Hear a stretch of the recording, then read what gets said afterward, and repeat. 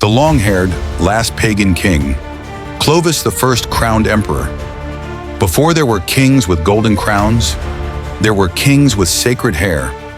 Long before Charlemagne, long before the Holy Roman Empire had a name, there was a warrior king with long dark braids, a ceremonial axe, and a destiny written in both blood and baptism.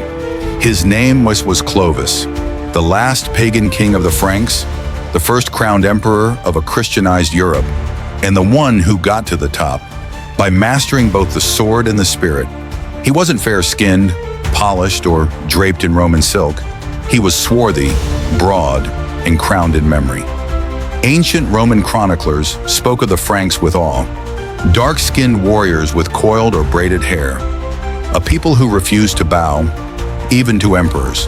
Clovis was born into the Merovingian bloodline, a dynasty of so-called long-haired kings. Their power didn't come from castles, it came from legacy. In Frankish culture, long hair wasn't just fashion, it was a sacred right. To cut the king's hair was to remove his authority and to cut the spirit of the tribe. The Merovingians were swarthy warrior kings, raised in tribal courts, ruling by consent of nobles and warbands, not divine right. But Clovis was different. He saw a greater destiny, a bigger crown, not just raiding, but conquering. He defeated rival tribes, the Alemanni, the Visigoths, forging together a fractured land. But he didn't just conquer enemies, he absorbed them. He married the Christian princess Clotilda, a bold move for a pagan warlord. And when he prayed to her God before a key battle and emerged victorious, he made a decision that would change European history. The year was 496. On a cold winter day in Reims, Clovis entered a cathedral filled with torches, incense, and silence. He knelt before Bishop Remigius, and for the first time, a tribal king was baptized in the name of Christ, not just for faith, but for power. This baptism wasn't just symbolic, it was strategic. By converting to Catholic Christianity, not Arianism like the other Germanic kings, Clovis won the support of the Roman Catholic Church and the powerful Gallo-Roman aristocracy still clinging to influence. In that moment, Clovis didn't just become a Christian, he became the chosen sword of Rome. Soon after, Clovis was crowned, not by tribal chiefs, by bishops. The old pagan rites were set aside.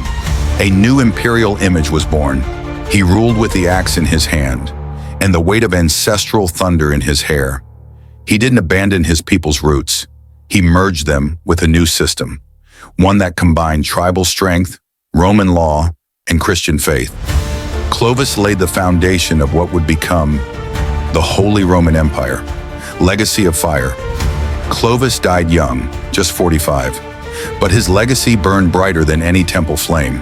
He united pagans and Christians, Franks and Gauls. He turned a barbarian tribe into a royal bloodline. And though his descendants eventually lost their way, the shadow of Clovis lived on, in swords and scrolls, in the very map of Europe. They say the victors write history. Well, Clovis was the victor, a long-haired, swarthy king who didn't just survive the collapse of Rome, he rose from its ashes. Subscribe for more hidden history.